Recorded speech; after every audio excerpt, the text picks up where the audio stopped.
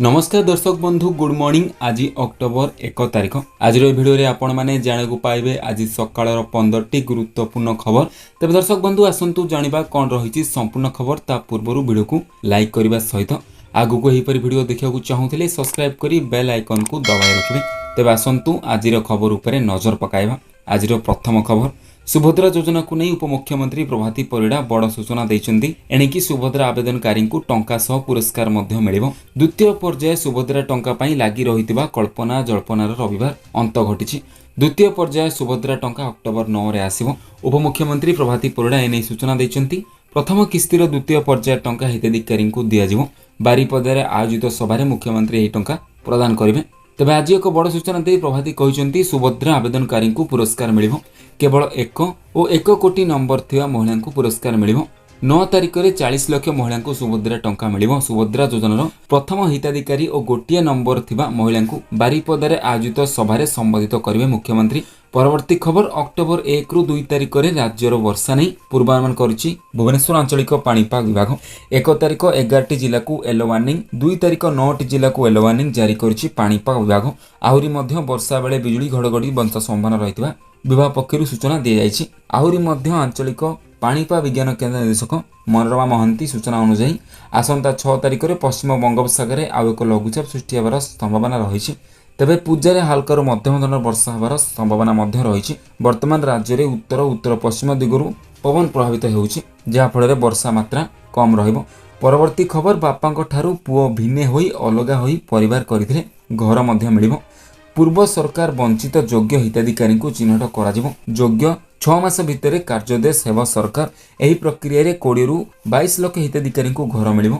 हिताधिकारी चयन त्रुटि रहिले अधिकारी उपरे कार्यानुष्ठान नियाजिबो बोली पंचायत राज मंत्री भवन नारायण नायक सोमवार प्रधानमंत्री आवास योजना को नहीं बड़ बयान देइछन्ती। परवर्ती खबर आज भारतीय बाजार में 22 कैरेट सुना दर 10 ग्राम प्रति 70,940 टंका होइतिबा बेले 24 कैरेट सुनार मूल्य 10 ग्राम पिछा 77,390 टंका रही। सेहीपरि भुवनेश्वर में 22 कैरेट सुना दर 70,940 टंका पहुंची बेले 24 कैरेट सुना दर 77,390 टंका होइछि। मुंबई में 22 कैरेट और 24 कैरेट मूल्य 70,940 टंका एवं 77,390 टंका थिबा रेकर्ड होइथिबा बेले नुआ दिल्ली में 71,090 टंका एवं 77,540 टंका रही। परवर्ती खबर पूजा पार्वण समय सुरक्षा उपरे खूब दृष्टि देइछन्ती सरकार। आगु दुर्गा पूजा आसुवा बेले झलसी उठिलाणी सिल्वर सिटी कटक। तेबे दशहरा रे कटक चमकिबा टिके फिका करिबो सरकार कड़ा निर्देश। पार्वण ऋतु सुरक्षित करने जिलापाल कटकणा जारी करछन्ती। आसंता नवेम्बर 26 तारिख पर्यंत सहर में डीजे एलईडी लाइट सांग को फायर गन भी बारण करा जायछि। पूजा पेंडाल भसाणी शोभायात्रा हेउ कि बालीयात्रा केउठी भी एही सब जिनिस व्यवहार करिया मना करा जायछि। पार्वण और बालीयात्रा रे अधिक शब्द करुवा बाण फुटाइबा उपर मध्य रोक लागिछि। एही नियम को कड़ाकड़ी भाव में पालन करने कटकर सबु थाना अधिकारी को निर्देश जारी होइछि। नचेत यह विरुद्ध में कड़ा कार्यानुष्ठान ग्रहण करा जाय पारे। परवर्ती खबर अक्टोबर 1 रु गाड़ी चालक मानकु लागिबो झटका। यातायात पाई वृद्धि पाइबो टोल टैक्स। एणिकी एक्सप्रेस वे रे जिबा आसिबा होई पारे आहुरी महंगा। आज वर्षर 10म मास आरंभ हेबाकु जाउछि। नुआ मास सहित टोल टैक्स रो नुआ मूल्य मध्य आरंभ हेबो।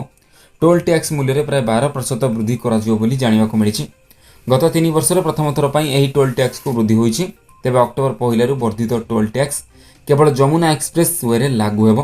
परवर्ती खबर आसुची ई केवाईसी नहीं खाद्य जोगाण मंत्री कृष्णचंद्र पात्र रविवार बड़ सूचना देइछन्ती।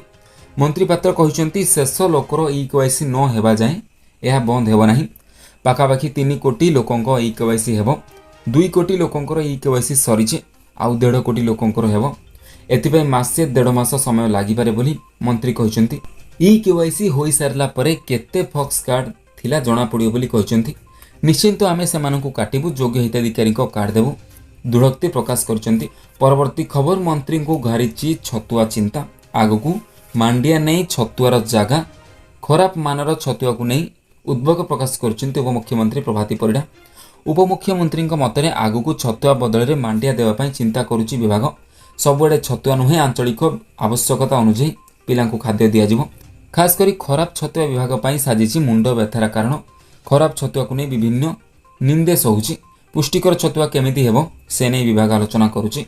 परवर्ती खबर जदि आपण मध्य प्रधानमंत्री किसान सम्मान निधि हिताधिकारी ତେବେ ଏହି ଖବର ଆପଣମାନଙ୍କ ପାଇଁ ଅତ୍ୟନ୍ତ ଉପଯୋଗୀ, କାରଣ ସରକାର ବର୍ତ୍ତମାନ କୋଟି କୋଟି ଲୋକଙ୍କ ଅପେକ୍ଷାକୁ ସମାପ୍ତ କରିଛନ୍ତି। ପ୍ରଧାନମନ୍ତ୍ରୀ ମୋଦି ବନାରସ ଗସ୍ତ ସମୟରେ କିଛି ମିନିଟ୍ରେ ପ୍ରଧାନମନ୍ତ୍ରୀ କିଷାନ ନିଧିର 17ତମ କିସ୍ତି ମୁକ୍ତି କରିଥିଲେ, ଯାହାର ଲାଭ ଦେଶର 9.26 କୋଟି ଚାଷୀଙ୍କୁ ଦିଆଯାଇଥିଲା। ଏହିଭଳି ପରିସ୍ଥିତିରେ ଚାଷୀମାନେ 18ତମ କିସ୍ତି ପାଇଁ ଅପେକ୍ଷା କରିଛନ୍ତି। ଏହି କିସ୍ତି ଅକ୍ଟୋବର ପ୍ରଥମ ସପ୍ତାହରେ ପହଞ୍ଚିବ ବୋଲି ଆଶା କରାଯାଉଛି। ଯଦି ଗଣମାଧ୍ୟମ ରିପୋର୍ଟକୁ ବିଶ୍ୱାସ କରାଯାଏ, ତେବେ ଏହି ଟଙ୍କା ଅକ୍ଟୋବର 5 ତାରିଖରେ ପ୍ରକାଶ ପାଇବ। ପରବର୍ତ୍ତୀ ଖବର, ଦେଶର ଏକା ସାଙ୍ଗେ ଲୋକସଭା ଏବଂ ବିଧାନସଭା ନିର୍ବାଚନ କରାଇବା ପାଇଁ ୱାନ୍ ନେସନ୍ ୱାନ୍ ଇଲେକ୍ସନ୍ ଯୋଜନା କାର୍ଯ୍ୟକାରୀ କରିବାକୁ କେନ୍ଦ୍ର ସରକାର 3ଟି ବିଲ୍ ଆଣିବା ନିମନ୍ତେ ବିଚାର କରୁଛନ୍ତି। ଏଥିପାଇଁ 2ଟି ସମ୍ବିଧାନ ସଂଶୋଧନ ବିଲ୍ ଓ ଗୋଟିଏ ସାଧାରଣ ସଂଶୋଧନ ବିଲ୍ ଗୃହୀତ କରାଇବାକୁ ହେବ। ଏକା ସଙ୍ଗେ ନିର୍ବାଚନ ପାଇଁ ପୂର୍ବତନ ରାଷ୍ଟ୍ରପତି ରାମନାଥ କୋବିନ୍ଦଙ୍କ ଅଧ୍ୟକ୍ଷତାରେ ଗଠିତ ଉଚ୍ଚସ୍ତରୀୟ କମିଟି ଚଳିତ ମାସ ଆରମ୍ଭରେ ସରକାରଙ୍କୁ ସୁପାରିଶ କରିଥିଲେ। ଦେଶବ୍ୟାପୀ ସହମତ ସୃଷ୍ଟି ପଦକ୍ଷେପ ପରେ ପର୍ଯ୍ୟାୟକ୍ରମେ ଲୋକସଭା ଓ ରାଜ୍ୟ ବିଧାନସଭାରେ ପୌରସଭା ଓ ପଞ୍ଚାୟତ ନିର୍ବାଚନ କରାଯିବ। ଏକତ୍ର ଲୋକସଭା ଓ ସମସ୍ତ ରାଜ୍ୟ ବିଧାନସଭା ନିର୍ବାଚନ କରାଇବା ନିମନ୍ତେ ବ୍ୟବସ୍ଥା ପ୍ରସ୍ତୁତ ଲାଗି ସମ୍ବୋଧନ ସଂଶୋଧନ ବିଲ୍ ଆଣିବାକୁ ପ୍ରସ୍ତାବ ରହିଛି। ପରବର୍ତ୍ତୀ ଖବର, ଭୁବନେଶ୍ୱରରେ ଆଜି ପେଟ୍ରୋଲ ଦର 101 ଟଙ୍କା 41 ପଇସା ରହିଥିବା ବେଳେ ଡିଜେଲ ଦାମ ଲିଟର ପିଛା 92 ଟଙ୍କା 88 ପଇସା ରହିଛି। ସେହିପରି ଦେଶର ପ୍ରମୁଖ ସହରରେ ବି ପେଟ୍ରୋଲ ଓ ଡିଜେଲ ଦର ଅପରିବର୍ତ୍ତିତ ରହିଛି। ଦିଲ୍ଲୀରେ ପେଟ୍ରୋଲ ଲିଟର ପିଛା 94 ଟଙ୍କା 76 ପଇସା ଓ ଡିଜେଲ ଦର 87 ଟଙ୍କା 66 ପଇସା ରହିଛି। ମୁମ୍ବାଇରେ ପେଟ୍ରୋଲ ଲିଟର ପିଛା 103 ଟଙ୍କା 43 ପଇସା ହୋଇଥିବା ବେଳେ ଡିଜେଲ ଲିଟର ପିଛା 98 ଟଙ୍କା 85 ପଇସା ହୋଇଛି। ପରବର୍ତ୍ତୀ ଖବର, ମୁଖ୍ୟମନ୍ତ୍ରୀ ମୋହନ ଚରଣ ମାଝୀଙ୍କ ଅଧ୍ୟକ୍ଷତାରେ ଅନୁଷ୍ଠିତ ରାଜ୍ୟ କ୍ୟାବିନେଟ୍ ଏକ ଗୁରୁତ୍ୱପୂର୍ଣ୍ଣ ବୈଠକ ଅନୁଷ୍ଠିତ କରାଯାଇଛି। ଏଥିରେ ମୋଟ 6ଟି ବିଭାଗରେ 7ଟି ପ୍ରସ୍ତାବକୁ ମଞ୍ଜୁରୀ ମିଳିଛି। ମୁଖ୍ୟମନ୍ତ୍ରୀ କାମଧେନୁ ଯୋଜନାକୁ ରାଜ୍ୟ କ୍ୟାବିନେଟ୍ ମଞ୍ଜୁରୀ ମାରିଛନ୍ତି। ବୈଠକ ପରେ ଆଇନ ମନ୍ତ୍ରୀ ପୃଥ୍ୱୀରାଜ ହରିଚନ୍ଦନ ଏନେଇ ସୂଚନା ଦେଇଛନ୍ତି। ଏହି ଯୋଜନା 2024-25 ଆର୍ଥିକ ବର୍ଷରୁ 2028-29 ମସିହା ପର୍ଯ୍ୟନ୍ତ କାର୍ଯ୍ୟକାରୀ ହେବ। ଏହି ଯୋଜନାରେ ଦୁଗ୍ଧ ଉତ୍ପାଦନକୁ ବୃଦ୍ଧି କରିବା ସହିତ 15,47,837 ଜଣ ଗୋପାଳଙ୍କ ଆୟ ବୃଦ୍ଧି ତ୍ୱରାନ୍ୱିତ ପାଇଁ ଲକ୍ଷ୍ୟ ଧାର୍ଯ୍ୟ କରାଯାଇଛି। ପରବର୍ତ୍ତୀ ଖବର, କେନ୍ଦ୍ର ସରକାରୀ କର୍ମଚାରୀଙ୍କ ପାଇଁ ଆସୁଛି ବଡ଼ ସୂଚନା। ଖୁବ୍ ଶୀଘ୍ର ଖୁସି ଖବର ଦେବାକୁ ଯାଉଛନ୍ତି କେନ୍ଦ୍ରର ମୋଦି ସରକାର। କେନ୍ଦ୍ରରେ 1 କୋଟିରୁ ଅଧିକ କର୍ମଚାରୀ ଏବଂ ପେନ୍ସନ୍ ଭୋଗୀଙ୍କ ପାଇଁ ଖୁସି ଖବର ରହିଛି। ମହଙ୍ଗା ଭତ୍ତା ଡିଏ ବା ହାଇକ୍ ବଡ଼ ନେଇ ଖବର ସାମ୍ନାକୁ ଆସିଛି। ଲକ୍ଷ ଲକ୍ଷ କର୍ମଚାରୀ ଅପେକ୍ଷା ଶେଷ ହେବାକୁ ଯାଉଛି। ସୂତ୍ରରୁ ମିଳିଥିବା ସୂଚନା ଅନୁଯାୟୀ ସରକାରୀ କର୍ମଚାରୀ ଏବଂ ପେନ୍ସନ୍ ଭୋଗୀଙ୍କୁ ଆସନ୍ତା ମାସରେ ଅର୍ଥାତ୍ ଅକ୍ଟୋବର ମାସ ଆରମ୍ଭରୁ ଏକ ବଡ଼ ଉପହାର ଦେଇପାରନ୍ତି। ଦଶହରା ପୂର୍ବରୁ ହିଁ କେନ୍ଦ୍ରୀୟ କର୍ମଚାରୀଙ୍କ ମହଙ୍ଗା ଭତ୍ତା ବୃଦ୍ଧି କରିପାରନ୍ତି ମୋଦି ସରକାର।